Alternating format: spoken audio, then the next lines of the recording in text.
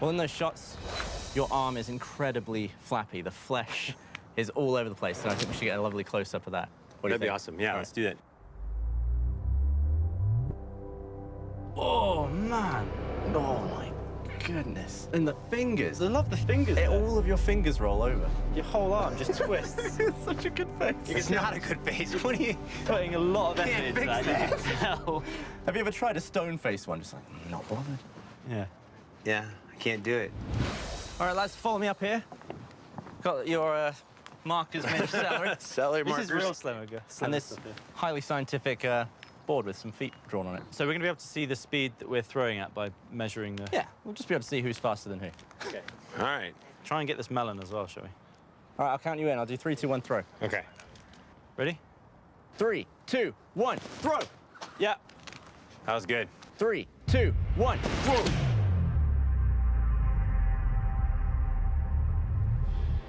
Okay, who was fastest? I wonder how much faster you were. So we've got the thing up here so we can measure the speed. And the thing is, I couldn't even throw it that good if I hadn't just hit a piece of celery. No, you did really well. Whoa. Incredibly clean. Wow. I love that. It's such a satisfying moment.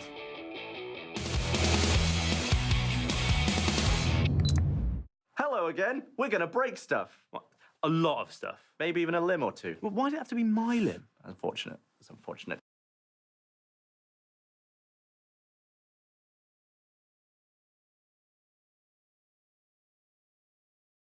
Hello, I'm Gav. I'm Dan. We're the Slowmo Guys. Not in the back garden today. Yeah, we're here with Blue Man Group. All right, lads. I always associate Blue Man Group with, amazing visuals, creativity, and generally just making a huge mess. But today we're bowling.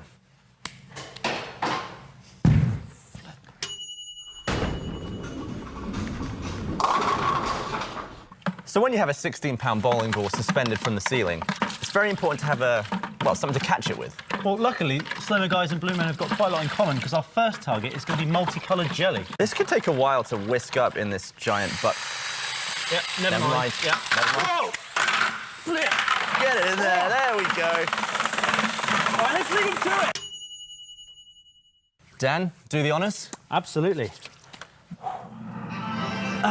Look at that. That's absolutely spot on. Good job, guys. We should smash this before it melts. Yes, we should. Yeah. Whoa! Hey, this bit's mine. Ah. Got a good feeling about this one. Yeah? You ready? Count it off. Okay. 3, 2, 1, drop. Oh! No. Just bounced right. It's like a No trampoline. way.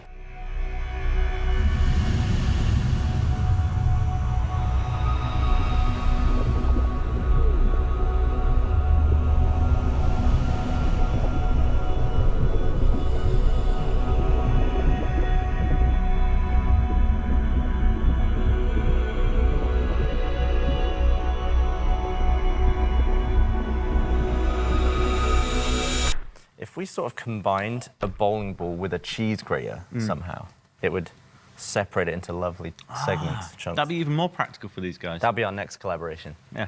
Next feeding time. Yep.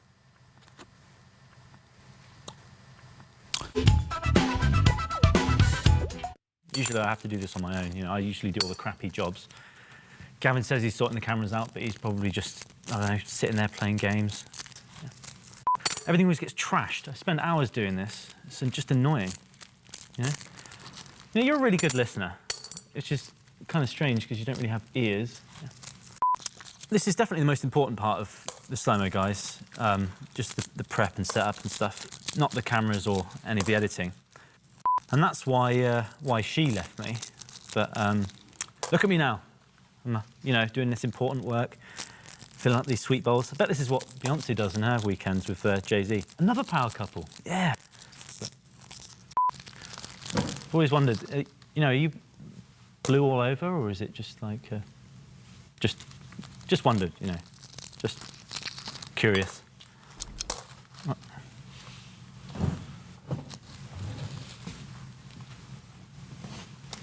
What? Guess I blew it. Nice stack there. Thank you. Bet that took a while. It did, yeah. Oh, it did? Yeah. All right. You ready to smash it now? Ready. Okay, cool. Right. 3, 2, 1, drop. Bloody Nora. Tell you what, I am not cleaning that up. Well, I mean, I am not cleaning that up.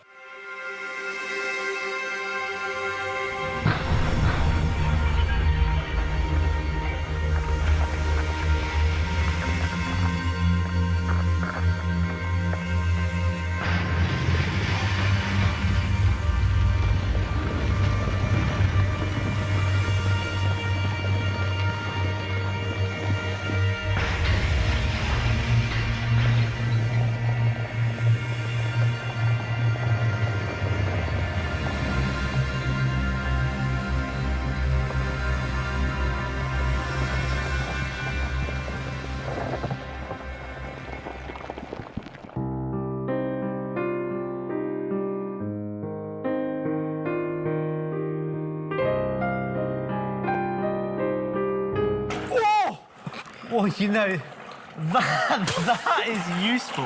that is incredibly useful. It's like a chest arse. It is. Or chas. Yeah, or Chanus. Chanus. We should definitely buy him a cork for his next birthday. I think he needs 'cause one. That is out of hand. Yeah, that's dribbly. Here you go. What do you want from me? You're putting it on. I clearly can't do it. Look how sturdy my hands are. Brilliant. I don't want this responsibility. They're all counting on you, Daniel. God, You could do this. Just This is a lot of responsibility. This is precarious. OK, flip. I don't want to waste his chest juice. straight from the heart. You nailed it. Don't sneeze. Nobody move. Slowly back away. Are you ready? I am looking forward to it. I'm ready. You good? Ready as heck. Good. Right, 3, 2, 1, drop.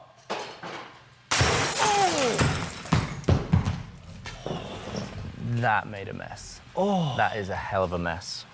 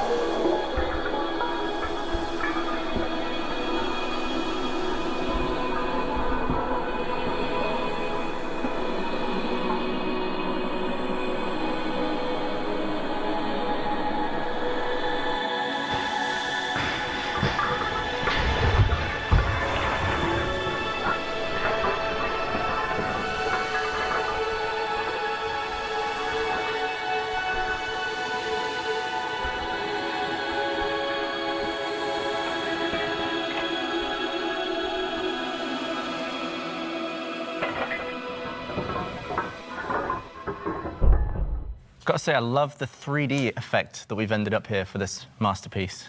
Yeah, I mean, we set out to make a mess. Yeah. I think that's a great success, to be honest. Probably deadly too. Sort of like if you touch. Oh, look at that. Good work. Love it. Oh, do we get to keep this? Thanks, guys. That's great. Excellent. Oh, brilliant, guys. Thank you so much. You know, I think I'm going to put this in my bathroom. Oh, look at that. Might need to buy a mat for underneath it. What do you think? Well, that was a lovely amount of destruction, but it would be almost criminal if we made a bowling video without getting a strike somehow. Yeah, I'm no good at bowling, though, so I can't really do that. You are rubbish. I've seen you bowl. I suggested we build one of those, like, learner ramp cheat things. Yeah. I think the Blue Men took it to the extreme and made this monstrosity. So, oh, it looks like something from one of those bridge constructor games, doesn't it?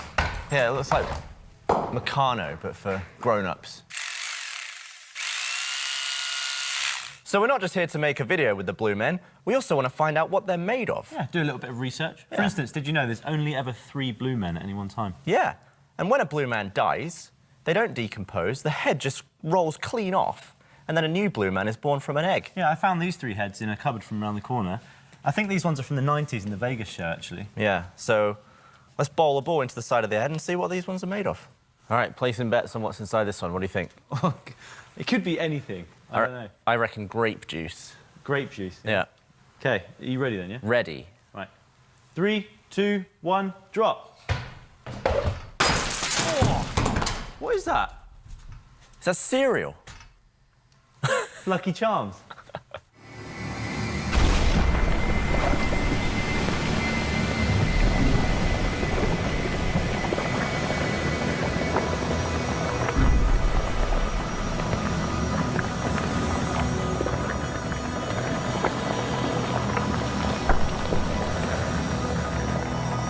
I feel bad for the blue men having to witness that one. I know, bits of skull fragment went everywhere. It's pretty... Should we make him do it again? Right, 3, 2, 1. That's my Gruesome. God. Oh, that looks delicious.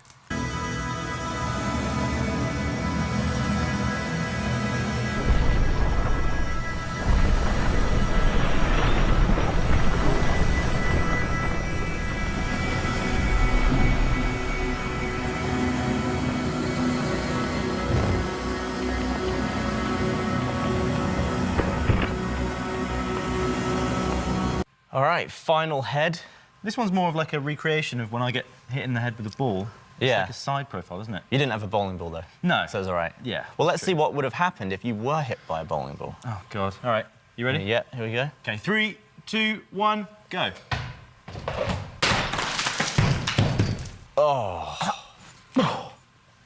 Oh, man. Yeah, I'm glad I didn't use a bowling ball for that.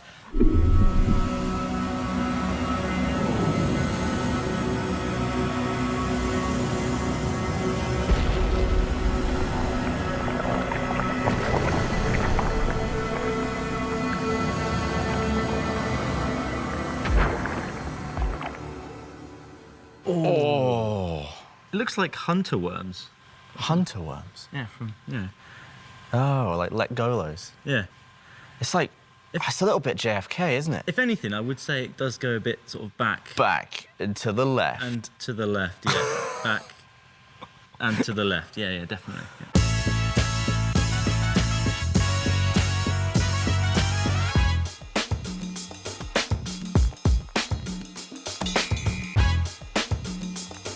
Hold on to your chainus. I'm gonna cover my jugular just to be safe.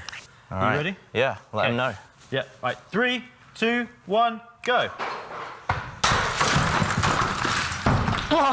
What? My God. What the other? What happened there? Wouldn't that be good in real bowling if you could do that? Just like- chuck one down from the Just push ceiling. a button that I missed. So by the time your ball gets there, there's only one pin up.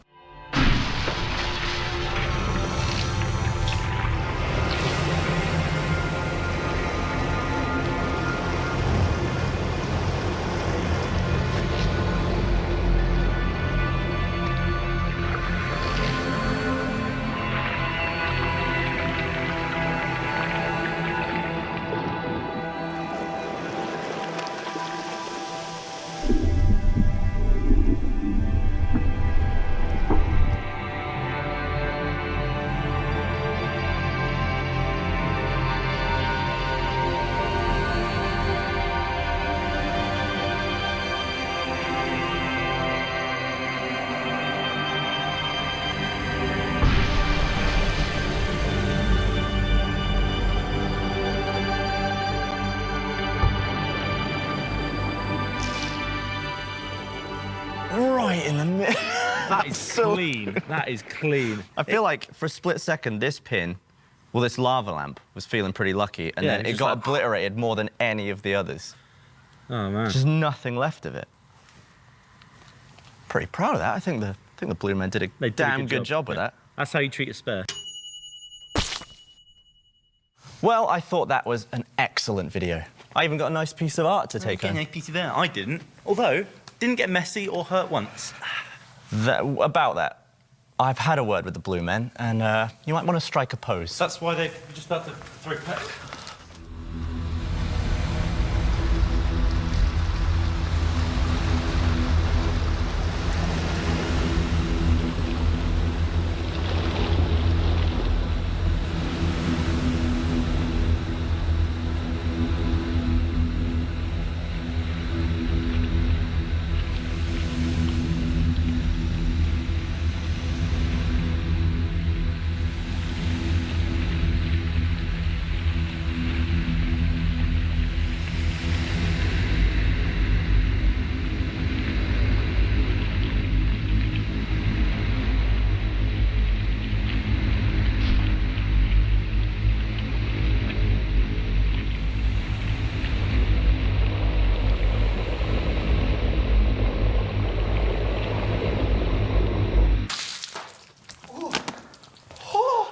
All right. Huge thanks to the Blue Man Group for having us here, making this wonderful video. Feel free to follow us on Twitter and make sure you subscribe to the Slowmo Guys. Yeah. Can you sign my lab coat? Thanks. That's excellent.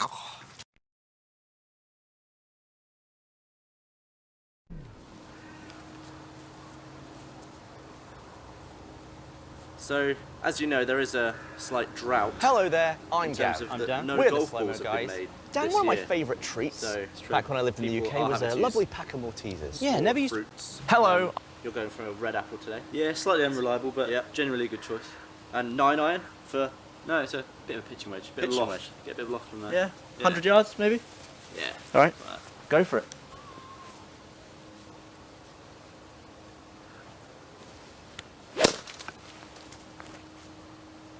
Yeah, I missed it completely.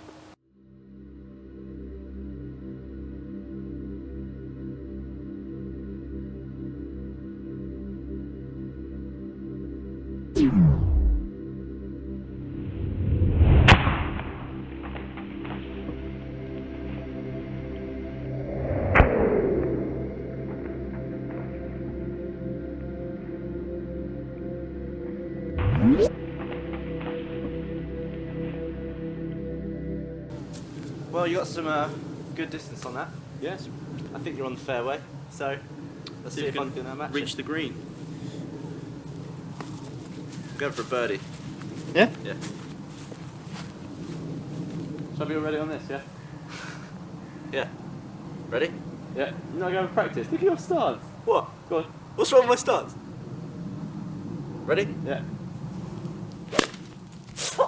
Hit me in the head! Hit me in the face! Yeah. What's wrong with my stance? Ready? Yeah. Hit me in the head! Hit me in the face! Yeah, it does that.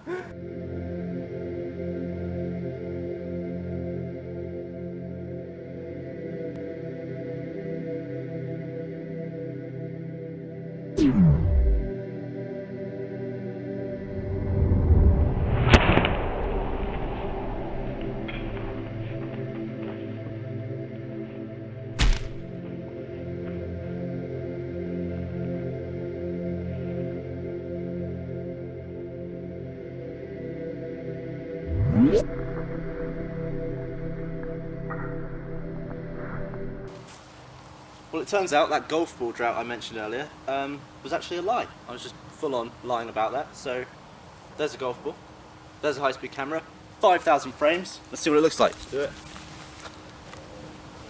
Oh, f***'s sake. Put it back. Oh, you f***. Should I tell you what, this f***ing pissed me off now. Oh, hit it. Oh, shit. That'll do. Get pissed off this time. That'll do. That'll do.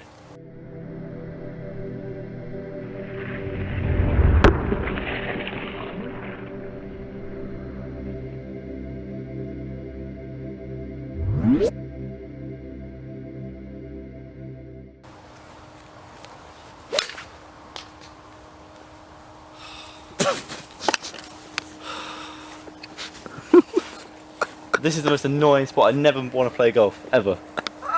Ever want to play it.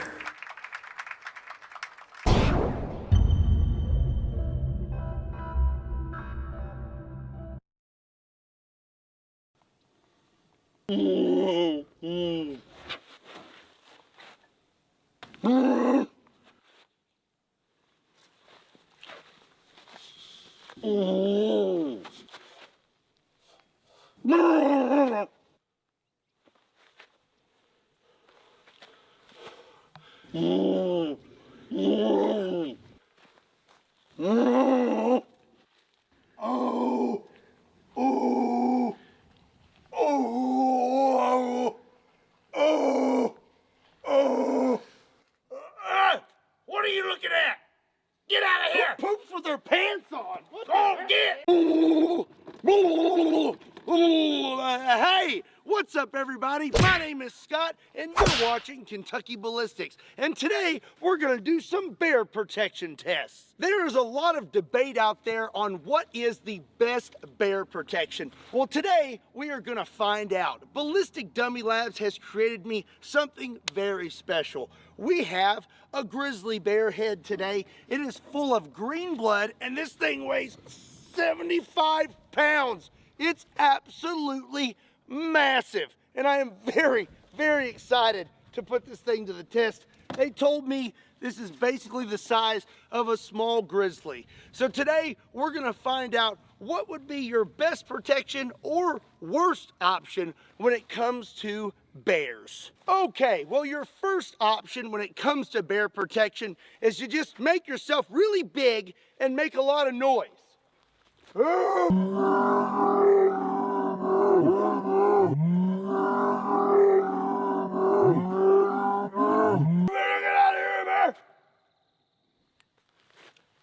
It's not really working. Your next option is to just play dead.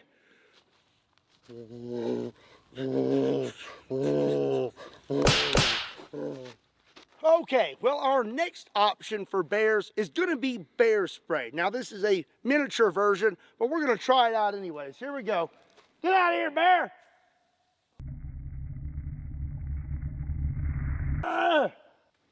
Doesn't seem very effective. Our next option for bear protection, or more so a bear deterrent, is wildlife control ammunition. These are 12 gauge rounds. One of them is a rubber slug, and then we have a double ball round. Go on and get, bear!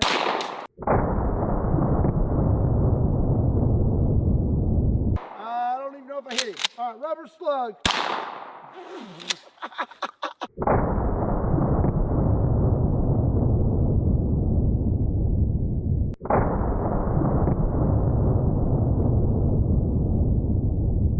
It seems the rubber ball ammunition is not very accurate. I'm not even really sure if I hit our bear, but I did hit him with the rubber slug. As you can see, it hit right here and then just kind of bounced off his face. I would say that would barely faze him. So now it's time for some more potent bear protection options. And first up is a Glock 29 chambered in 10mm, and I'll be loaded up with some Underwood ammo, 220 grain hard casts. Okie dokie. Let's see what happens. Hey, that thing there's got some pop to it.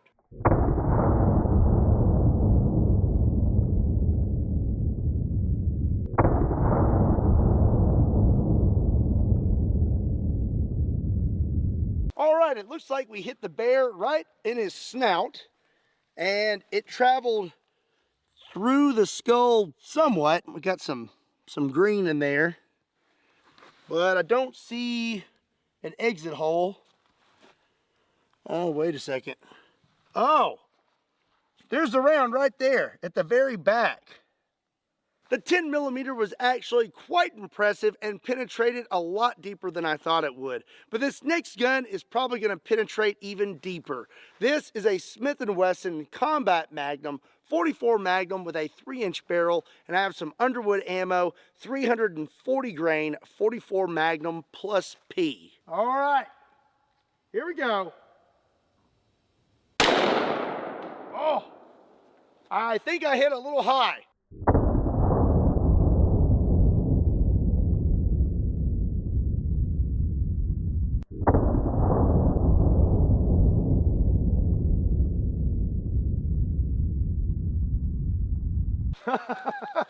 Yeah, I would say so.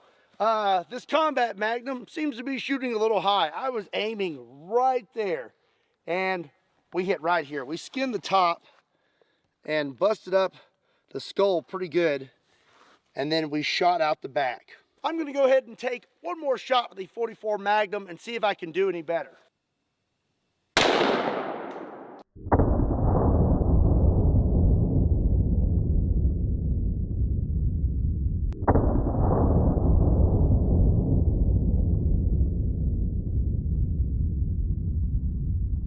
All right, let's see here.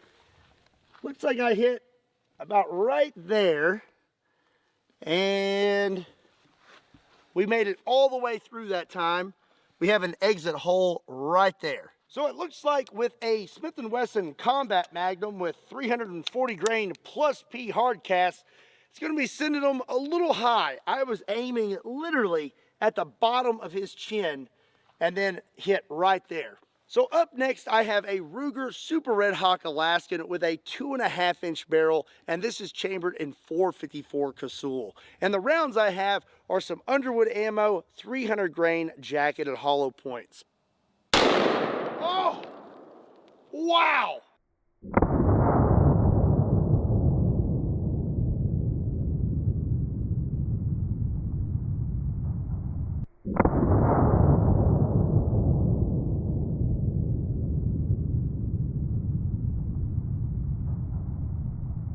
So, you may have noticed that that was a little more eventful than the hard cast. When it comes to bear protection and things like that, hard casts are what most people recommend. And that is because you want something that is going to penetrate deep and not expand. What we were just using was a jacketed hollow point, and that delivered a lot of energy and did a lot of damage, but it did not do much penetration. We do actually have an exit hole right here, but we kind of hit in a spot that was already damaged. I actually did not have any hard cast for the 454 Casull today, but it worked out in our favor because now you get to see the difference between a jacketed hollow point and a hard cast when it comes to something like this. Before we move on to some other large handguns, let's circle back to the 12 gauge shotgun and try out a 1 ounce 12 gauge slug. And if you are enjoying this content and you want to see more content like this, make sure you hit that subscribe button. And if you are already subscribed, make sure you don't miss out on future videos by hitting that bell and turning on all notifications. All right, here we go. Hey!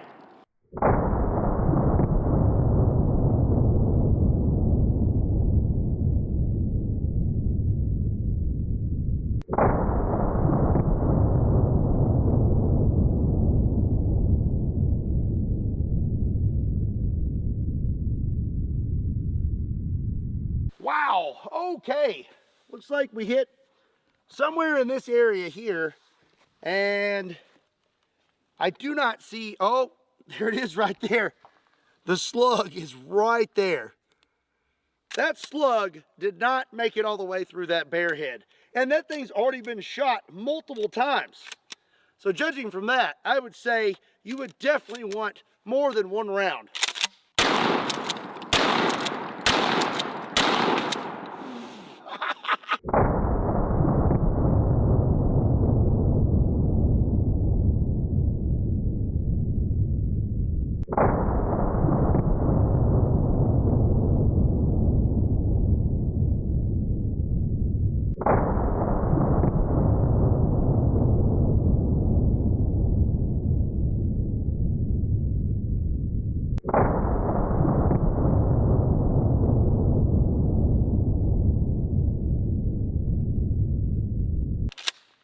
All right, well, that is a lot of damage. 4 to 5 1 ounce slugs may do the trick. I don't know.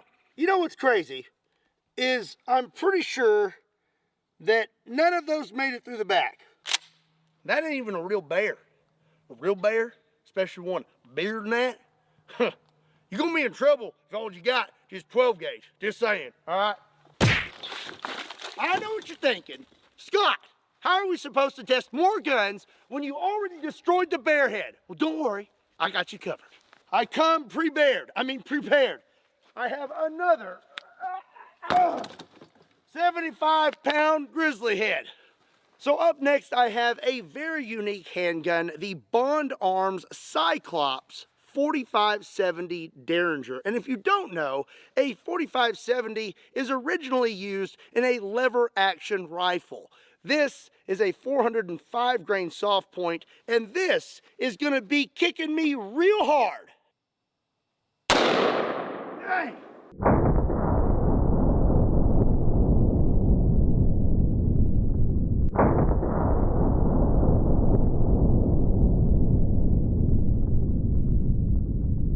That is so pleasant to shoot. I absolutely love it. We hit right there. Oh, actually right there. And I do not see an exit hole. I do believe we did. Oh, there it is right there. It's backwards inside there. That actually did a lot more damage than I expected it to. But not only is the bear going to be damaged, but so is your hand. Since we are doing a bear video, I feel like it's appropriate to use an actual bear gun. This is a Smith & Wesson 460 Magnum ES, which stands for Emergency Survival. These actually came in bear kits that come with a whistle, an emergency blanket, all kinds of cool stuff. And then you have this hand cannon, which has a 2 3/4 inch barrel. As you can imagine, she be kicking. Underwood ammo, 360 grain hard cast. Whoa, all right, let's ride the lightning. Golly!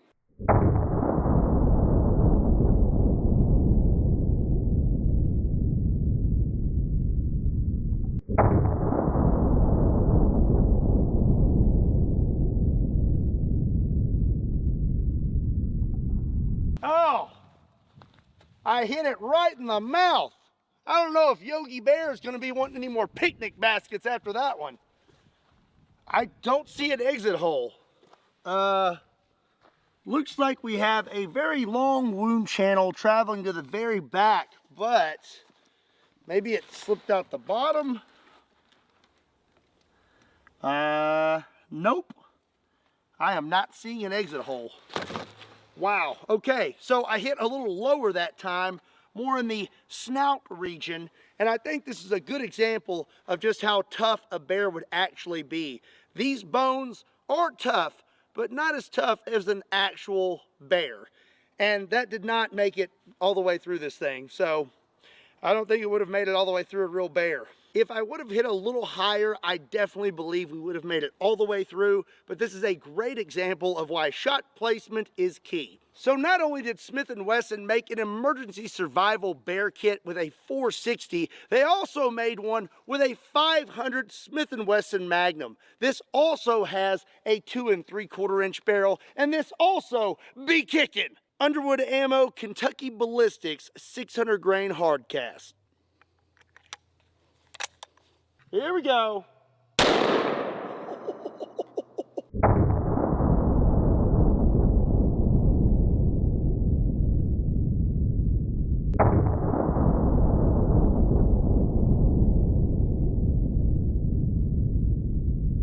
Doesn't look like I had much bone to go through that time. I hit right here, and that just zipped right through this thing. And you can see we have an exit hole right there. Let's go ahead and take one more shot with the 500 Magnum, shall we?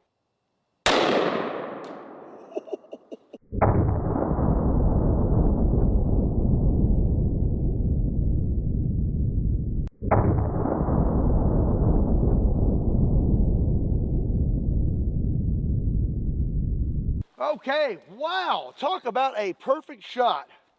We hit right there, right on the nose, and holy cow, I'm not seeing an exit hole. That is interesting. So let's go ahead and take one more shot with the 500 Magnum, shall we?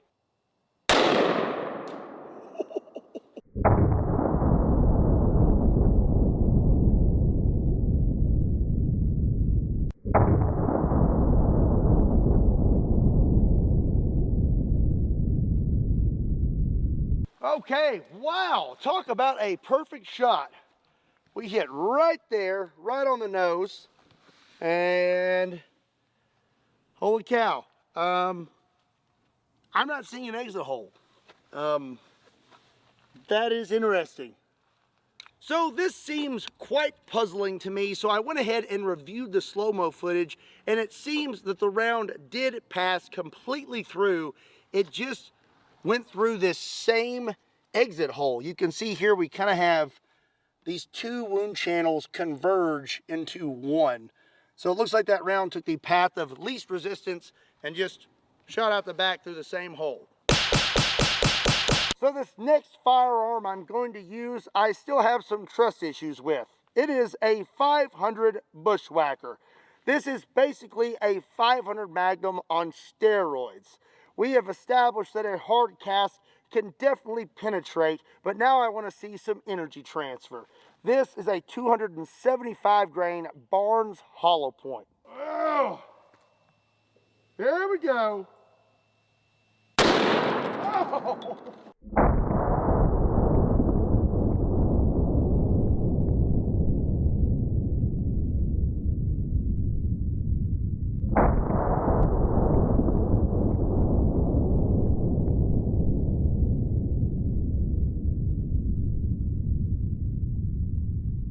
What the heck?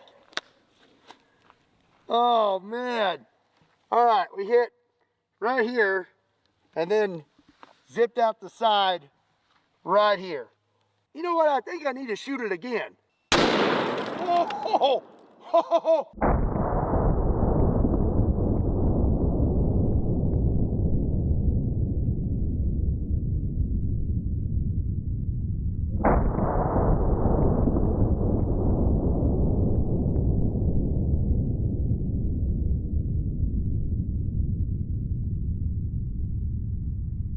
Let's go ahead and give it one more.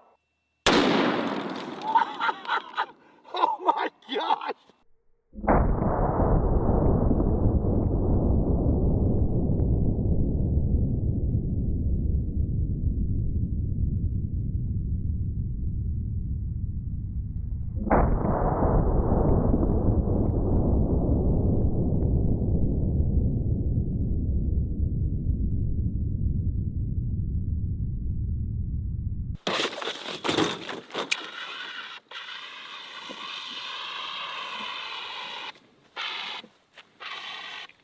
You can never be too careful with bears, because only bears can start forest fires. At least that's what I learned growing up.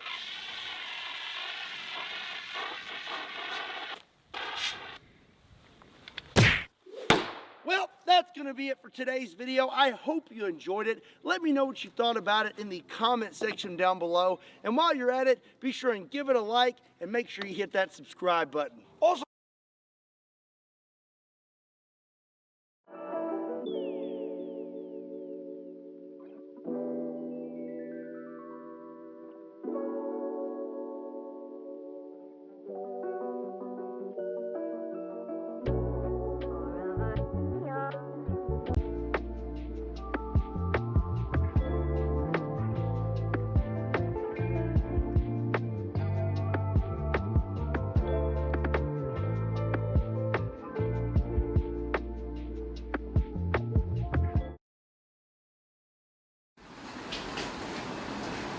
Alright, well, this is my favourite part of the challenge. I don't know about yours. This is a football, or a soccer ball, depending on where you're watching this, filled kind of all the way up with water. So it's got a bit more weight to it. And I'm going to throw it really hard at the side of your head. Thanks, yeah. Brilliant. I reckon expose the teeth, and I want to see eyes wide open, just so you can get the full extent of skull movement. Ready? Oh, God.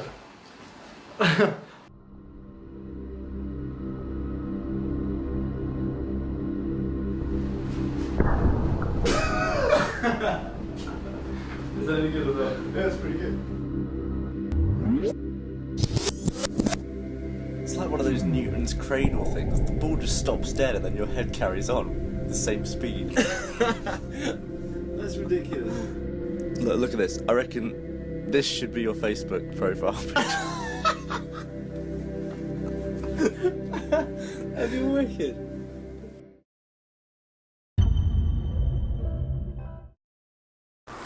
What have we got here today then? Well, people like stuff breaking on the internet, right? It's always good. Love it. So I figured What we got a bit here? of put these two together. Definitely you get a good video, right? I think so. So I figured, well, this is actually a TV that's older than me. Older than you, it's pretty old. So I'm not sure what kind of gases and glass are going to come out of it. So Gases? got the old safety equipment. I hope you brought yours. You say gas? Yeah. There's probably gas in it. It's like a vacuum, isn't it? I think so. Hang on.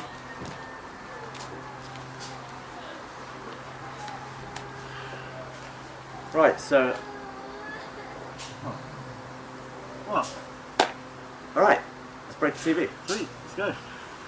What can we get on this then? What camera do you do?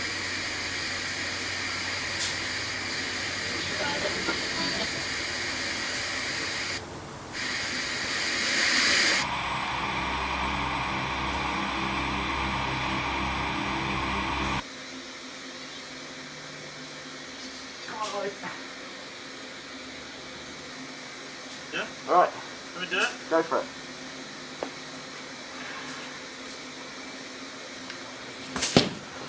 It's the worst throw I've ever seen. Alright, take two.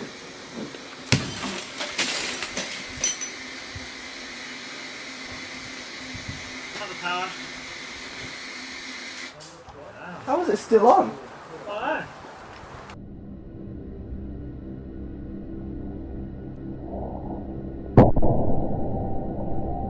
Shows you how quickly glass cracks. It's like 2 frames.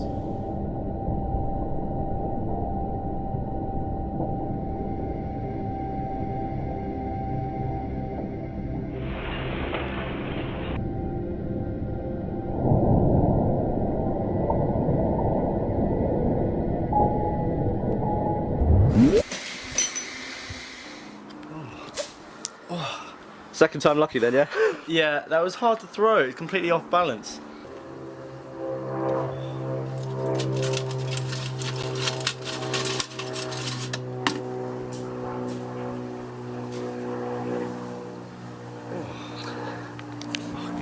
Good mess. Yeah.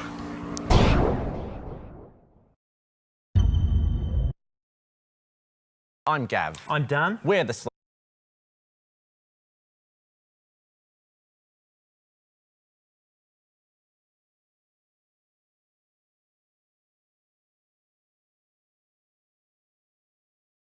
Warning, this video is going to be horrendous for you if you're affected by flickering and flashing lights, so please avoid it. Hello there, I'm Gav. You may have noticed, based on some of my previous videos, that I'm slightly obsessed with how different displays work and all the different methods they use to get a complete image into our eyeballs. We've looked at LCD, we've looked at OLED, we've looked at plasma, we've looked at 3D, we took a look at the Nintendo Zapper, the light gun, and all of these different methods of displaying an image are based on the same thing, and that is our persistence of vision. This is the Nintendo Virtual Boy, a very early attempt at 3D gaming, VR style. One thing that I didn't appreciate by looking at pictures of it or videos is how big it is. Like, it is an absolute unit of a headset. And I guess that's why it's not really a headset. You never wore this on your head. It was used with this little table stand, or I guess you could put it on the floor and then sort of go prone into it. And then you would have the controller just play it like this. Firstly, to show off this amazing piece of kit from 1995, I'm going to use this funny looking Nintendo screwdriver to take off the bottom of the Virtual Boy. Move the speakers out of the way so we have access to the sides, and also take off these red plastic lenses that don't make the game red, but they block your ability to see some of the green circuit boards inside. This little chip right here is one of the displays. There's one on each side for each eye, and they're pointed at each other, sort of inwards to the middle.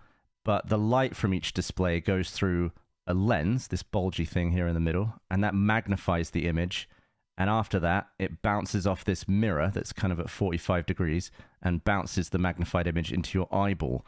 You might be imagining this display as a tiny screen, looks like a miniaturized TV that you might find in a headset that you've seen, like a Quest or an Index or a Vision Pro. But the displays in this Virtual Boy are very different. Orientated correctly like this in a vertical manner, they have a resolution of 1 by 224. The entire display is a single column of 224 red LEDs. Outside of the headset, when powered on, they look like this. However, when you're looking through the eyepiece, you get an incredible image that's actually 384 by 224. To see how this is achieved, we'll do my favorite thing and go really close and really slow. The entire height of the 224 red LEDs is about 1 centimeter, so we're incredibly close here. In real time, the display looks pretty stationary, but as we increase to 100 frames a second, it's starting to flicker, and now we'll boost the frame rate to 80,000 frames a second. Watch what happens here.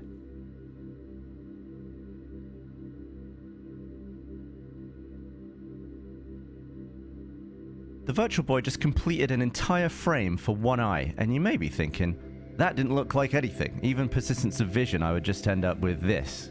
But with persistence of vision in mind, let's watch it again and imagine the display is moving from left to right.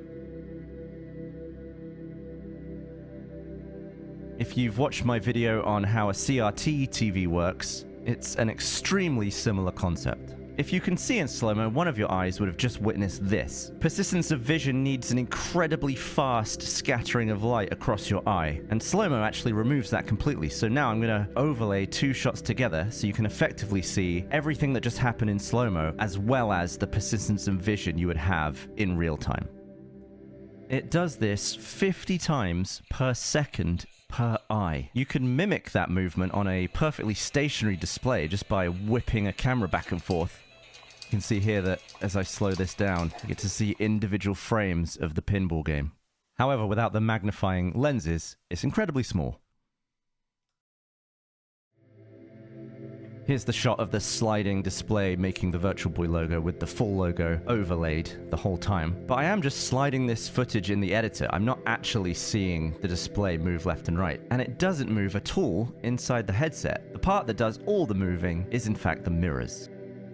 Each one vibrates perfectly in sync with the refresh rate of its display 50 times per second.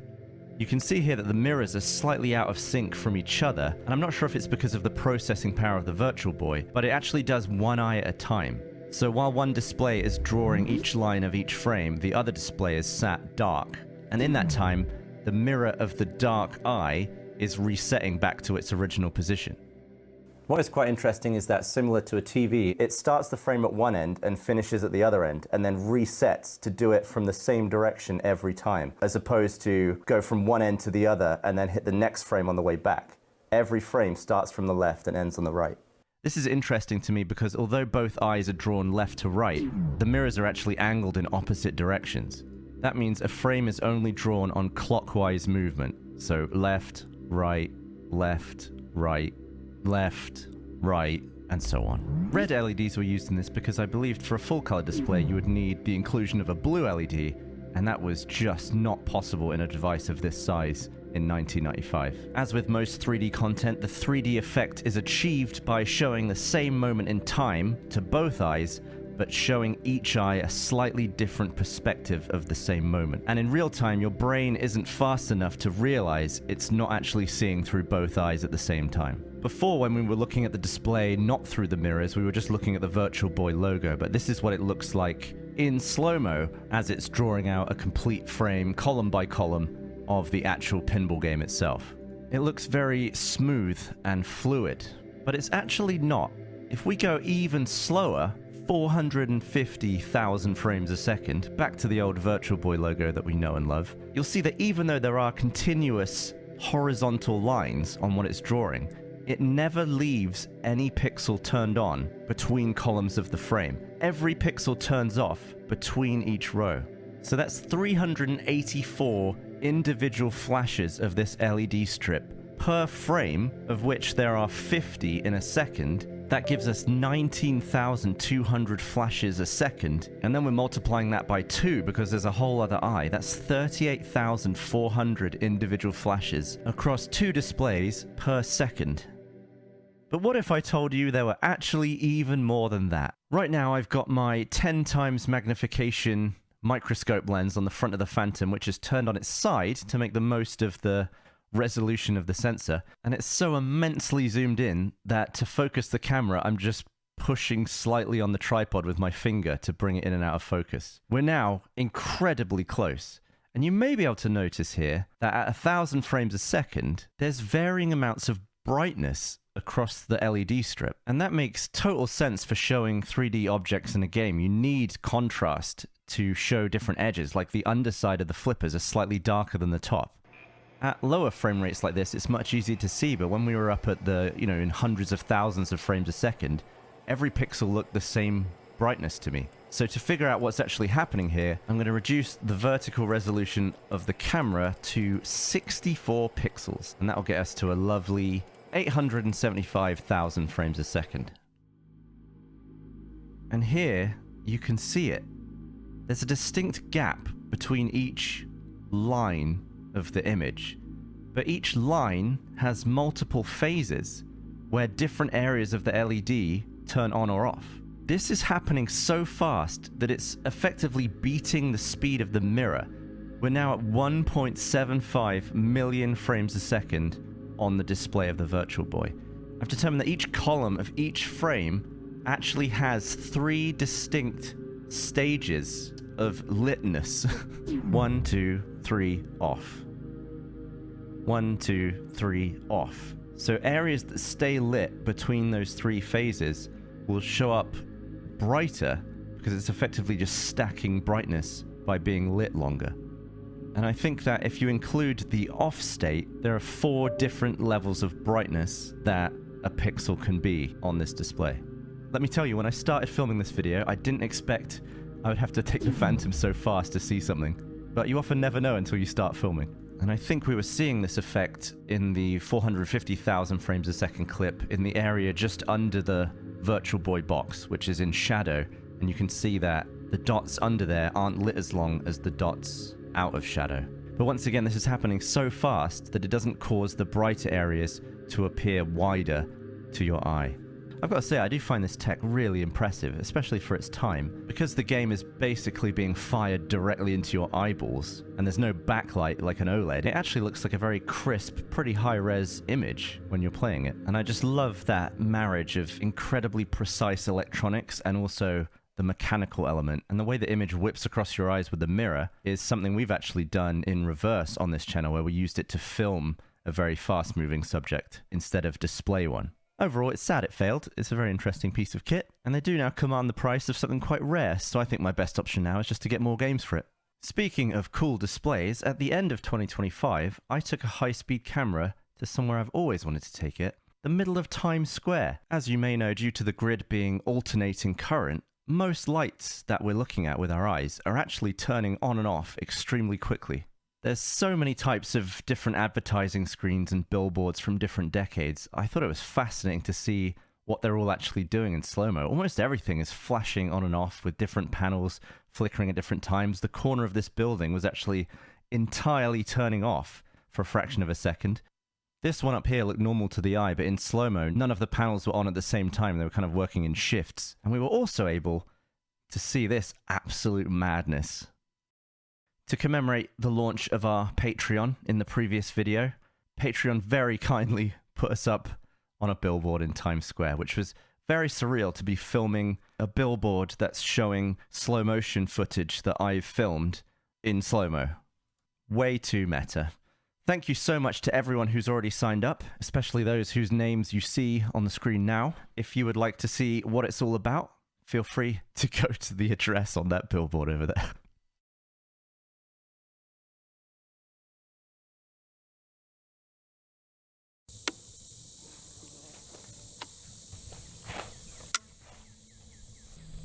What in the world is that?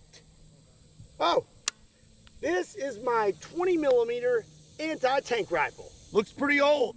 Oh yeah, it's pretty old. It was made around World War II.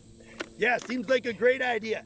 How about your ammo? I'm sure you've got some fresh ammo for it, right? No, actually, I have some original ammo, and this is about 100 years old. You know, you're not the sharpest crayon in the shed, are you? Your 15-inch neck scar isn't tingling or anything. You're not having like second thoughts. No, I don't really see a problem at all. Wait, what are you doing?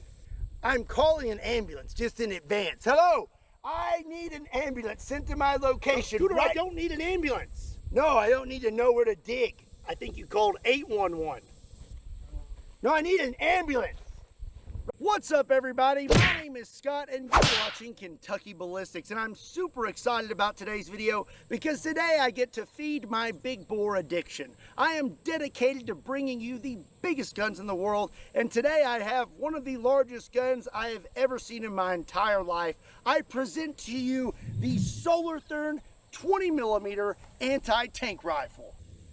So just for comparison's sake, today I brought out a Barrett M82A1. This thing has a 20-inch barrel and is chambered in 50 BMG, which is a gigantic round. But this gun, compared to the Solarthurn, looks like a deer rifle. This thing right here weighs roughly 120 to 130 pounds. It's about 7 foot long, and it's chambered in the Solarthurn 20mm round, which is 20 by 138 millimeters. Okay, so let me just show you what we're working with here. This is the Barrett 50 BMG mag, and that is not a small magazine. That is very large, but when it's compared to the Solarthurn mag, I mean, it just dwarfs it. And then here's your top view, and that is a pretty big difference. So the 50 BMG mag holds 10 rounds of 50 BMG, while the Solarthurn holds 8 rounds of 20mm, and it is a semi-automatic rifle. Now the 50 BMG has 660 grain rounds, while the 20 by 138mm is packing a 2,330 grain round. So now let me show you the 20 by 138mm 20mm round compared to some rounds you may be familiar with. So here it is compared to a 22 long rifle, 50 BMG 700 Nitro Express, that's one of the largest safari cartridges in the world, 338 Lapua Magnum, 30-06, 223, and 9mm. And for those of you who are not around firearms that much, here is the 20mm compared to a Kimmel soup can, and here it is compared to a 12-ounce soda. All right, it's finally time to shoot this thing, and I would be lying to you if I said I wasn't just a little bit nervous, you know, due to past events. But I am also very excited. So I'm going to tell you a little bit more about this firearm while we load it. So this thing has a very, very stout spring for the recoil system. So stout that you cannot pull it back. So this thing has a literal bike chain inside it and a crank. So your crank is right here, pulls out, and then you literally just start cranking it. It'll do 1, 2, 3, and now it is all the way back. But before you shoot it, you have to return this back to the starting position. So now you'll go backwards, 3 cranks, and then you're ready to go. Here's a closer look for you. That is what pulls the bolt back, a literal bike chain. You may be thinking this thing is going to have a tremendous amount of recoil, but sadly, I don't think it's going to. Because of its weight, its muzzle brake, and it has a reciprocating barrel, it actually tames the recoil quite a bit. So that kind of makes me sad, but I still think it's going to be a blast. You have 2 options for your sights. You have iron sights, which that just flips up, and then you have a scope here on the side, and this one is actually still crystal clear. So I'm going to put the mag in now, but we're going to have a little bit of a surprise when I do. That's one of its nifty features. As soon as you put that mag in, it's going to load the first round. But after you go through your entire 8-round mag, it will lock the bolt back and automatically eject the mag. And I'm sure you may notice that the berm looks a little bit different, and that's because we had to take extra safety precautions when shooting this gun. When it comes to rounds this big, you do not want to shoot at anything angled, even dirt. You need a flat surface. So, came out here with my tractor and gave my berm a facelift. Normally I would just lay on the ground, but I am oh so sweaty, and I do not want to pick up a bunch of dirt and grass. So I'm going to lay on a piece of cardboard today. Oh yeah. Get situated here. Okay, let's ride the lightning. Holy cow!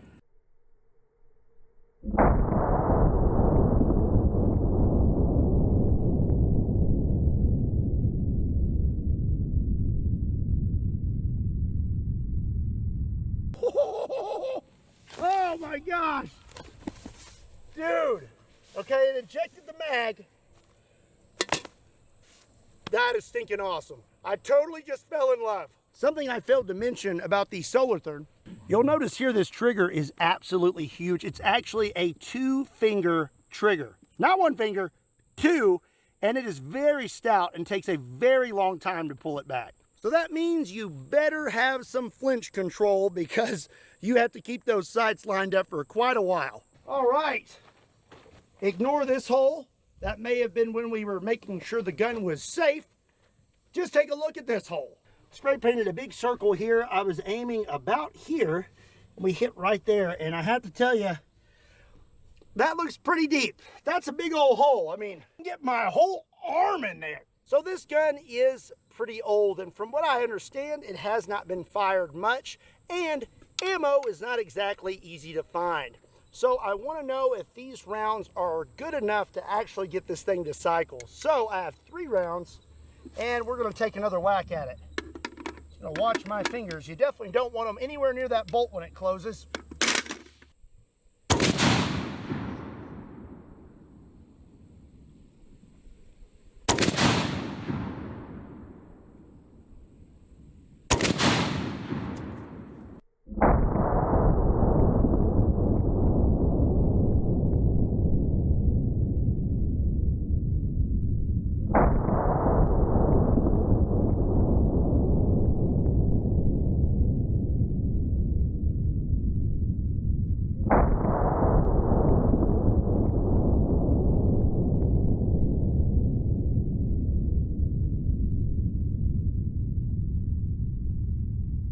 Holy cow, dude. Holy cow.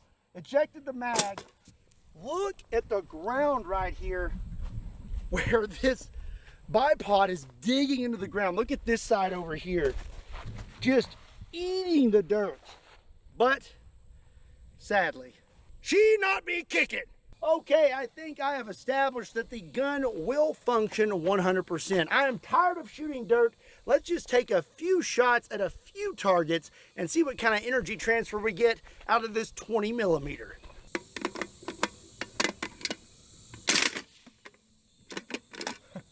That mag is already just out because I only loaded 1 round. Okay, let me get lined up here. I'm going to use the scope this time. Kind of hard to get up on it. Whoa.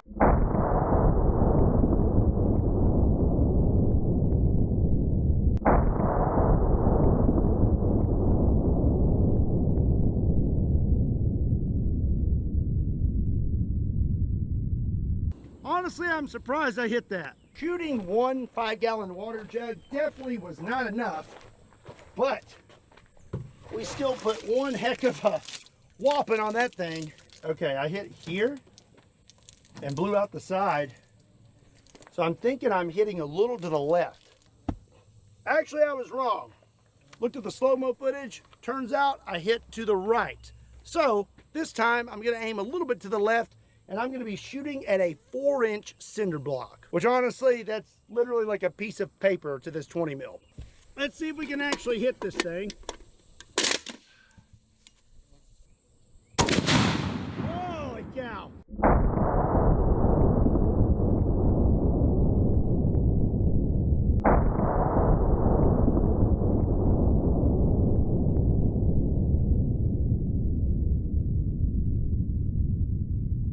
Yeah, I'd say we hit it. Also, I'd say my earplugs were not in all the way. So at this distance, it looks like I am hitting about 5 inches to the right and a little low. So that time I aimed at the edge of the cinder block and I almost hit dead center. We pretty much turned this to gravel, no problem. Now I'm kind of curious to how much concrete we could actually make it through this thing, but that's for another day. I do have one more target for today's video though, and I'm pretty excited about it. So our last target is going to answer an age-old question. What would a 20 millimeter anti-tank rifle do to a zombie? Little cicada shell. Those are always fun. Yeah. Get this thing loaded up one last time. Ah, such a big mag. Okay, let's see if my Kentucky windage is true. Oh, wow.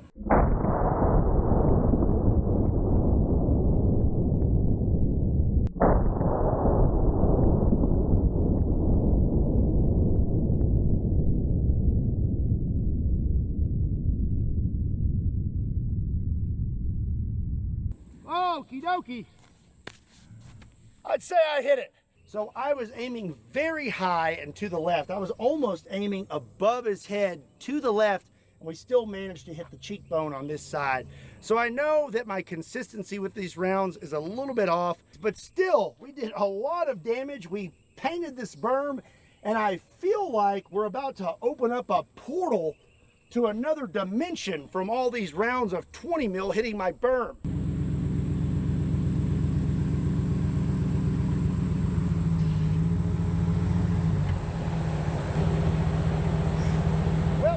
That's going to be it for today's video. I hope you enjoyed it. Let me know what you thought about the 20mm Solarthurn in the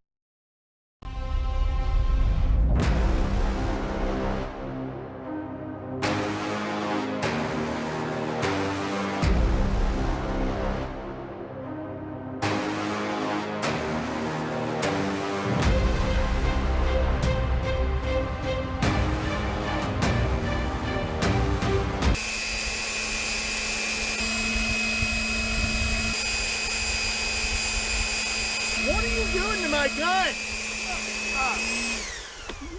Nope. I don't know, man. I don't know. Bye. See you later. What's up, everybody? My name is Scott, and you're watching Kentucky Balistics. And not too long ago, I introduced you to my Solarthurn 20mm anti-tank rifle, and I absolutely love this thing. But this old girl right here was kind of getting lonely, and she needed a friend. So let me introduce you to her new BFF, Miss Lottie. So I've been scratching my head for quite a while trying to figure out how I celebrate hitting 5 million subscribers, which is absolutely insane, and I appreciate every single one of you. And to show my appreciation to you, I thought I would buy another 20mm. So now let me tell you a little bit about my newest financial blunder. This is the Lottie, and she is very similar to the Solarthurn, but also has some differences. So this gun is 7 foot long, so we're gonna start at the business end and then work our way back. So the first thing you may notice about this, it has a massive muzzle brake, just like the Solarthurn, but this one comes with a nifty muzzle brake cover. Then moving on, we have a wooden handguard that I guess doubles as a heat shield. We have iron sights, and then the biggest difference between the Lottie and the Solarthurn is these massive sleds. So soldiers would actually drag these things sometimes on these sleds in the snow, and then once you got to where you would be firing this weapon, you have a bipod that flips down. This thing takes a massive 10-round magazine, and it is semi-automatic. It loads from the top and ejects the shells from the bottom, and you really got to watch your hands when you shoot this thing, from what I've been told, because when it ejects these shells, it is very violent and could hurt your fingies. There's also a little rubber piece down here that is supposed to help deflect those shells. So like the Solarthurn, the Lottie has a very stiff recoil system, and you can't just pull the bolt back. You literally have to crank it back. The Solarthurn utilizes a chain, but the Lottie has a gear system. You just push this in and then crank it about 2 times, and then you send it home and you're ready to go. You have iron sights. This one does not have a scope like the Solarthurn. They did not utilize a scope, but from what I understand, the fins were pretty good with iron sights. The Solarthurn and the Lottie have the same taste in ammo, and that is 20 by 138B. Once you get your 10-round mag loaded and inserted, all you have to do is hit this grip safety down here, and it will send your bolt home. I would not want to put my thumb in that. So sometimes it's really hard to come across on camera just how big a gun is. So to give you some perspective, this is a Barrett M82A1 chambered in 50 BMG. It has a 20-inch barrel, and this by no means is a small gun. But when you set it next to a Lottie, and a Solarthern, it looks pretty tiny. And just to give you a little more perspective, this is a Barrett mag and this is the Lottie mag. Both hold 10 rounds, but one is 50 BMG and the other is 20 millimeter. This guy right here is 750 grains and putting out around 13,000 foot-pounds of muzzle energy, while the 20 mil is a little over 2,300 grains and producing around 35,000 foot-pounds of muzzle energy. So now it's time to finally shoot this thing, and I am very excited because I have questions that need answers. What is the recoil gonna be like on this thing? Because it's a little bit lighter than the Solarthern and its barrel does not reciprocate. So am I gonna have a good day, or is my shoulder gonna be reciprocating? Let's find out, shall we? So my first question is, what's this thing gonna be like shooting it on the sleds compared to the bipod? I'm guessing it's gonna kick me a lot harder, but we're about to find out. This guy in here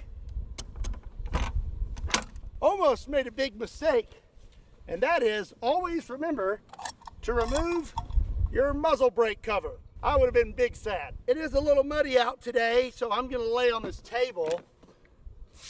Let's see. Okay, let's go ahead and send our bolt home. So we do have one in the chamber.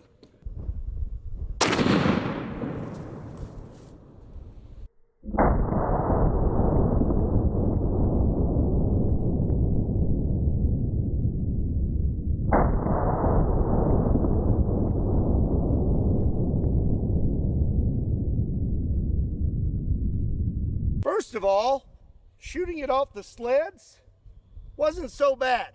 Second of all, if you notice right there, there is quite the crater in the ground, and my brass is full of dirt, and that is why you don't put your hand there when shooting the Lottie. And it looks like I removed quite a bit of dirt from my berm. So now that I know that this thing is fairly safe to shoot, I'm gonna lose the Premier Body Armor helmet and just switch back to my hat. And now we're gonna let down this bipod and see how bad the recoil is with that. Now the sleds weren't that bad, so I bet this will make it even better. So this is a two-step process. Pull this and lets it down, and then I should be able to pull this and rock this whole thing. Uh-oh. This may be a two-man job. Let me see here. Like that. And now pull this one. Oh wait. There we go. Oh, it's setting much higher now. So one difference that I forgot to mention between the Lottie and the Solarthern is the Solarthern has an auto loading feature. So when I put the mag in the Lottie, I have to manually send my bolt home. But with the Solarthern, it automatically sends the bolt forward. And when you're out of rounds with the Solarthern, it automatically ejects the mag, while the Lottie holds it in there. Okie dokie, I'm gonna kill two birds with one stone. We're gonna see what this recoil is like, and I'm gonna take a shot at that steel chair downrange and see where I'm hitting. All right, let's send our bolt home. And I'm gonna aim dead center on that chair.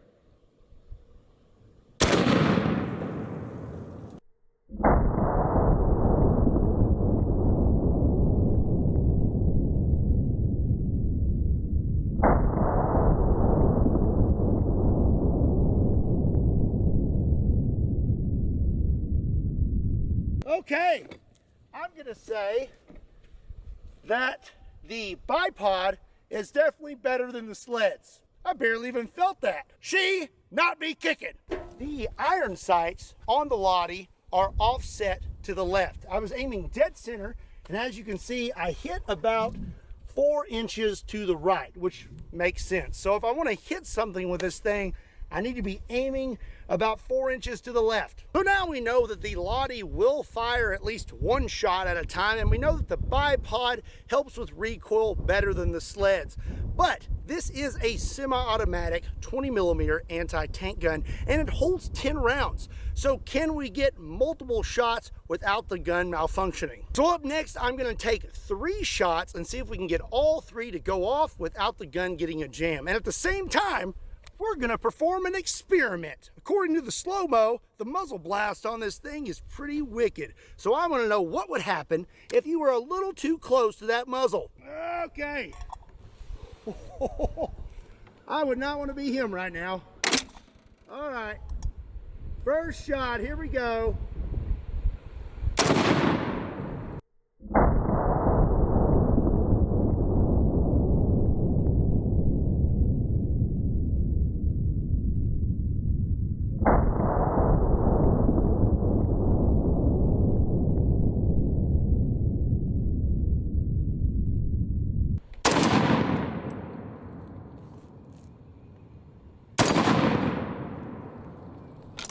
Okay, looks like this thing is functioning properly. We were able to run through 3 rounds and no jams. So I learned 2 things. 1, my Lottie is functioning properly, and 2, you don't want to be too close to a muzzle brake of a 20 millimeter. This dude is messed up. I mean, he looks like Predator now. I'm gonna say that that Lottie right there is nothing to shake a stick at. So now we're gonna blast what's left of our zombie bust with our Lottie 20 millimeter, and at the same time, I'm gonna give you an opportunity to see what it's like to shoot a Lottie. And I'm gonna achieve this by duct taping a GoPro to my face. Lottie 20 millimeter anti-tank gun. Let's get this thing loaded. So first, we need to crank this thing.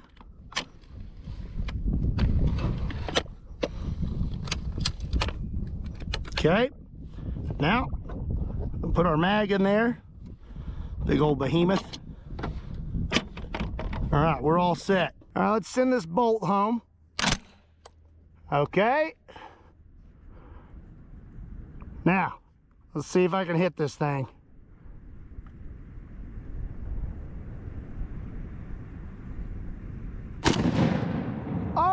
Okay, I would say that we hit it.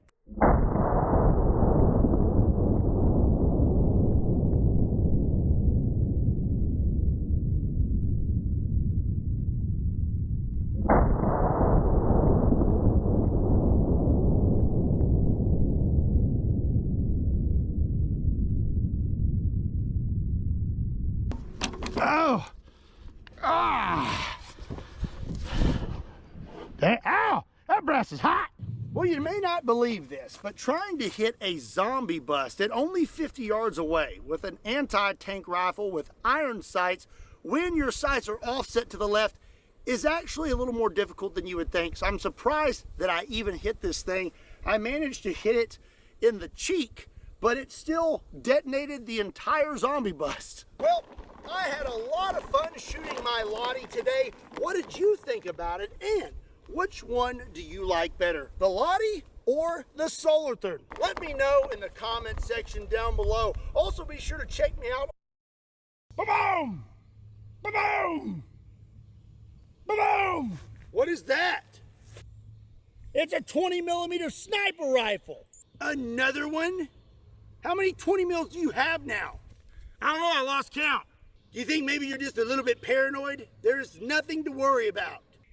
Well, you got Bigfoot, Loch Ness monsters, dinosaurs, Terminators, Tesla bots, Teslas, Roombas, Decepticons. You got Kaiju, Godzilla, King Kong, Mutant Ninja Turtles, zombies, Mutant Ninja Turtle zombies. Have you ever thought about maybe putting up a fence or just getting some pepper spray or something? Gremlins, Demogorgons, Charizard, cave bears, anacondas, giant alligators, highly intelligent apes. They made a movie about that one. What's up, everybody? My name is Scott, and you're watching Kentucky Ballistics. And I have a question for you. What's better than 2 20 millimeter rifles? Well, that would be 3 20. I think 3. I've lost count at this point. Anyways, let me introduce you to my newest financial blunder. This is an Onzio bolt action suppressed 20mm sniper rifle. So my vehicle was not large enough to haul out all of my 20mm rifles to compare this to today, but if you would like to see all three in a video, let me know in the comment section down below. This Onzio rifle is very large. It's almost as large as the other two 20 mils. With the suppressor on it, it's about 7.5 feet long. Without the suppressor, it's about 6 foot long. Weighs about 110 pounds, and this thing fires the 20mm Vulcan round. But this has a box magazine, and it is a bolt action rifle. When it comes to 20mm, most people think that 20mm is 20mm, but there's actually different types. So this is what the Solitherm and the Lottie fire. This is 20 by 138B. Now this is what the Onzio bolt action 20mm fires. This is 20mm Vulcan. You may notice that the Solitherm round is a little bit longer, the Vulcan round is a tad bit shorter, and the case is just a little bit bigger in diameter, as well as the bullet. It is just slightly bigger in diameter than the 20mm Solitherm round. The Solitherm round is moving faster, but this 20mm Vulcan round is still cooking off at 2,600 feet per second, and this is a 1,500 grain projectile. I would say that that's still nothing to shake a stick at. First things first, it's time to take a few shots with this. I have actually never fired this rifle, so we get to experience that together for the first time. It has been bore-sighted, but this optic has not been sighted in, so I'm gonna kill two birds with one stone. I'm gonna take a few shots at that paper target downrange, and I have 2 rounds loaded up in our box mag. Oh, does not want to go in there. Oh, that box mag is difficult to get in.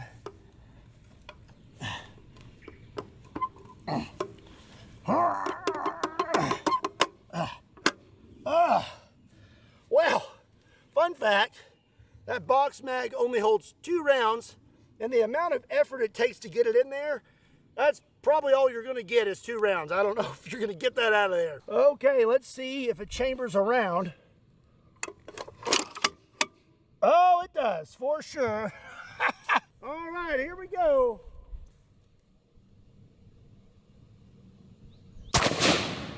Holy cow!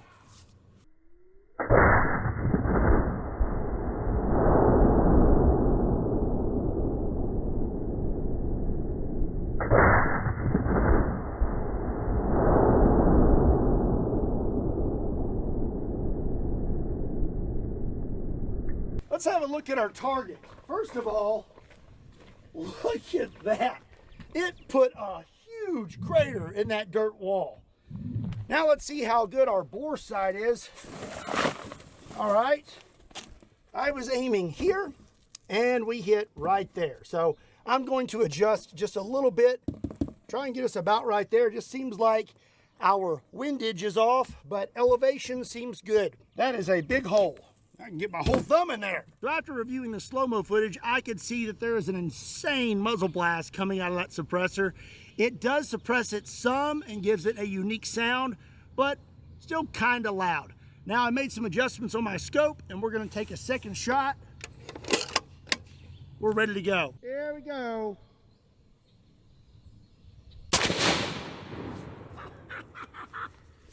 Oh my goodness! This thing actually kicks quite a bit.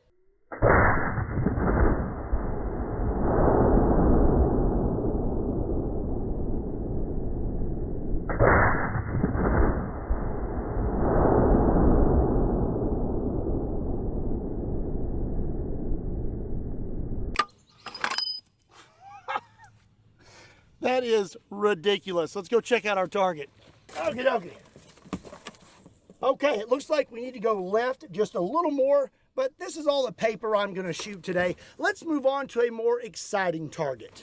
So in my humble opinion, I think the only reason for owning a suppressed 20mm sniper rifle is for taking out massive zombies quietly during the zombie apocalypse. So naturally, today we are going to be shooting a zombie torso. This is made by Ballistic Dummy Labs and has been zombified with green blood.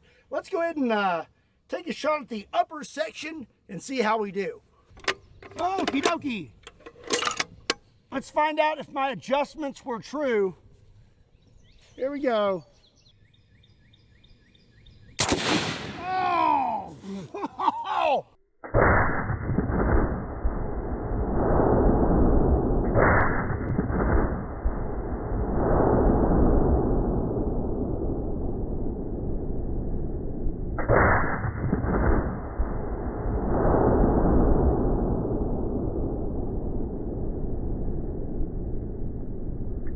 Look at this blast zone right here. All the grass is gone. All of it. Okie dokie. Well, I would say that a 20 millimeter suppressed sniper rifle would definitely be effective against zombies. Probably multiple zombies if you could get them just all kind of in one straight line. That was pretty spectacular. If you take a look right here, we actually painted the entire side of this berm green now. It's rather lovely. I'll tell you what, let's see what would happen if he had a little bit of body armor. Let's give him a fighting chance. So now we have some premier body armor, my favorite body armor. This is a Fortis level 3+ plate. This is rated for most rifle rounds. Let's see what happens when we hit it with a 20 mil sniper. Also, it seems I still need to make some adjustments on my scope. We actually did not even have a direct hit on the zombie. And that would explain why most everything is on that wall over there. We just kind of hit him in the cheek. Hit him in the cheek.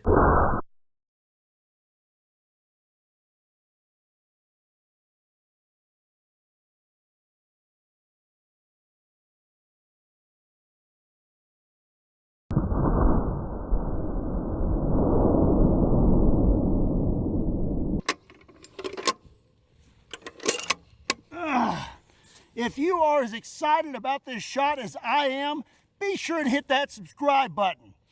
Oh! Ho, ho, ho!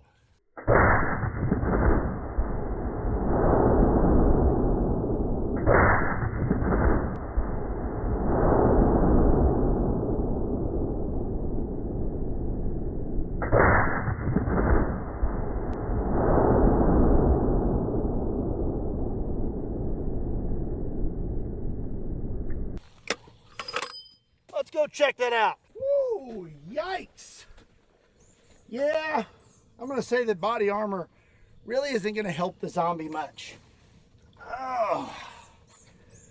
Well, now I'm a little too far left. I was a little too far right. I don't know, that's about right. Hit right there, and then obviously we blew all through the back and then smacked Mr. Zombie here, and I'm gonna say that he is pretty much toast. Yeah, he's toast. There's no putting a thumb in that. And speaking of just put a thumb in it, be sure and check out my limited 4th of July Just Put a Thumb in It shirts. There is a link in the description down below.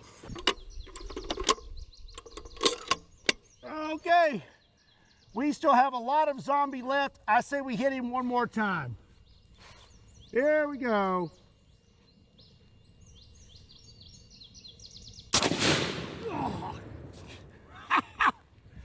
Oh, I tell you what, I definitely need to cut the grass before I shoot this thing because I just keep getting hit with blasted grass.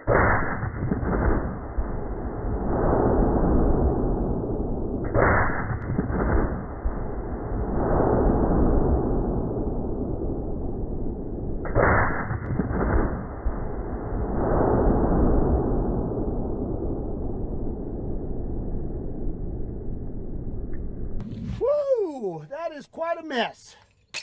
Well, that's going to be it for today's video. If you enjoyed today's video, do me a favor and give it a like. What are you doing, W? Well, I'm taking a new profile picture. Right. Well, what's with the air filter? This chick I met at the bingo hall told me I should take my pictures with a filter. She said they look a lot better. I don't think that's what she meant. Oh, whatever. She's gonna love these. This is a premium racing filter. All right, well, good luck with that. Hey, you can use it when I'm done. Lord knows you're uglier than sin. What's up, everybody? My name is Scott, and you're watching Kentucky Ballistics. And I am very excited today because today I get to shoot my 20mm anti-tank rifle again.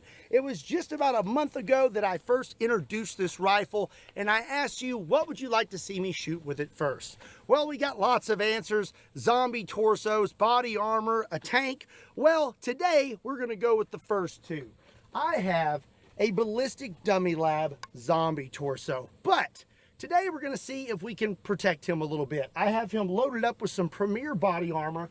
He has a plate carrier on with a level 4 plate. This is rated all the way up to 30-06, and it is multi-hit, and he has one of their nifty ballistic helmets, which is rated for most pistol calibers. Naturally, we are shooting at a zombie torso with armor that is rated for small arms with an anti-tank rifle. So most likely, the odds are not in his favor, but they are in our favor because I think it's gonna be awesome. Have not seen the first video with the Solartherm anti-tank rifle, let me just give you a few quick facts. Basically, this thing is 120 to 130 pounds. It is a semi-automatic anti-tank rifle and is about 7 foot long. And just to give you a little bit of perspective, this is a 50 BMG. That is a 50 caliber round, and this is 660 grains. Now here it is compared to the Solartherm 20mm. This is 20 by 138 millimeter, 660 grains, and this is 2,330 grains. This rifle is so big that you cannot actually physically pull back the bolt. It has a crank with a literal bike chain inside it. So you have to pull this out, and then you give this about 3 turns, and then you have to put it back in place, and you're ready to rock and roll. And real quick, here's a closer look for you of the bike chain inside that pulls back the bolt. So knowing what I know about zombie torsos, once we hit that thing in the body, it's probably gonna have a hard time standing up. So I say we go for his armored helmet first. Okie dokie. I hope I hit it. I'm gonna have to aim a little high and to the left. Okay, here we go. Oh.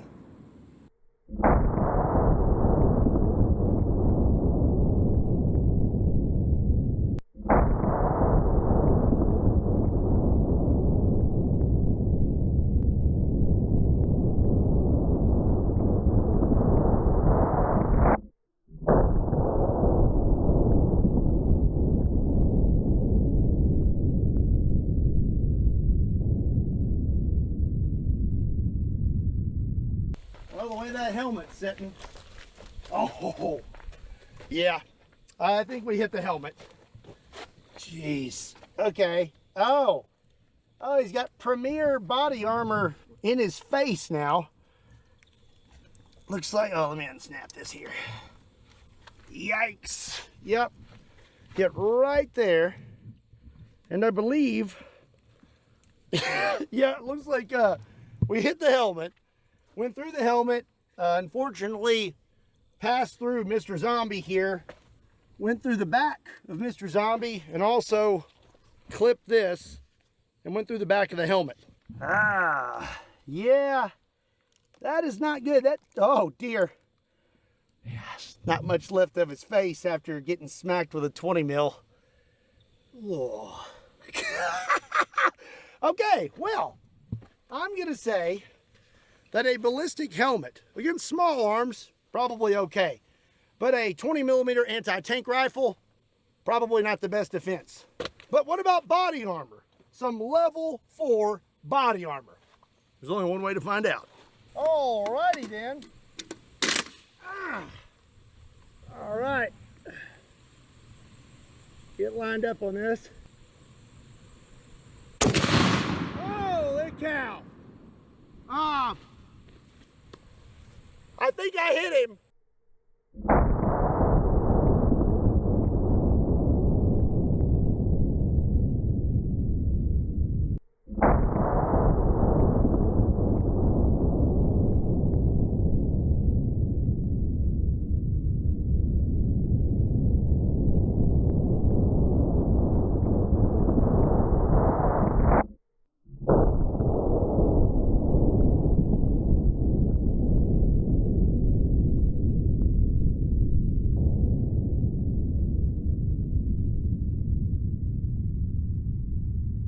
Okie dokie. Let's inspect the data. Well, for one, he's missing some parts. Looks like we did hit the armor. I may have hit a little high. Maybe not. No, I hit right there. Let's get this vest off of him. Oh, I'm gonna go ahead and tell you right now, that's not a good sign. Before we look at him, let's look at this. I mean, definitely think we went through. Oh my gosh. All right, I'm not even gonna try to pull this out. All right, so we had a good hit right there, and you can see right through that. So level 4 plate, not really good protection against an anti-tank rifle. Blew through the armor, and then it looks like we hit Mr. Zombie here, square in the chest, and yeah, then we blew through the back of Mr. Zombie. I'm guessing maybe that round tumbled a little bit. We took everything out, his whole spine. This is just turned into just pieces. This is just remnants of his spine. And then we blew through the back. There was no plate in the back. And I'm guessing we're somewhere in that deep hole. Poor guy. He never even had a chance. All right. We're gonna really give Mr. Zombie a fighting chance this time. So, I have another Premier Body Armor. Fortis level 4 plate. Again, rated all the way up to armor piercing 30-06, but not an anti-tank rifle. But we're gonna give him a little extra. This is a Russian Vaunt shield. This is very tough. As you can see, we've already shot it with lots of other things, and this pretty much ate everything we threw at it. So now, Mr. Zombie here is gonna have a level 4 plate and this massive shield in front of him. Let's see if that will deter a Solar Therm anti-tank rifle.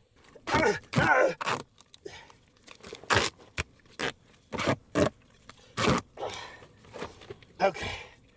All right.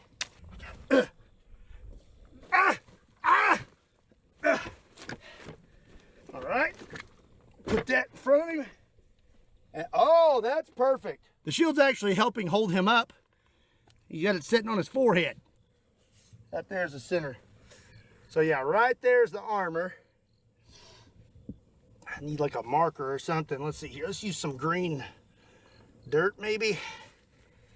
Yeah. Right there is where I need to hit.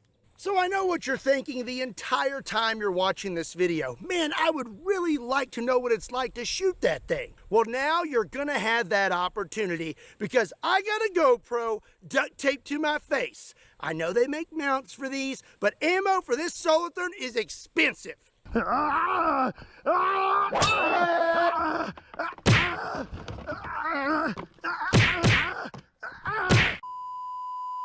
So first, we gotta twist this. Now we go backwards, locked in. Now we have our mag, 2,330 grain round. Get that in there. All right, here we go.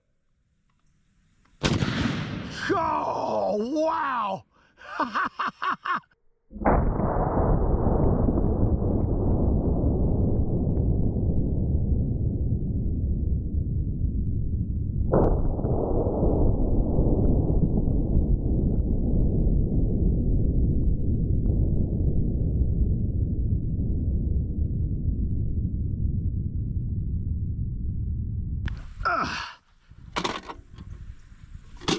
Okay. Oh, I think I hit about where I wanted to hit, but before we check this out, I gotta get this GoPro off my face. Ah! Ah! Oh.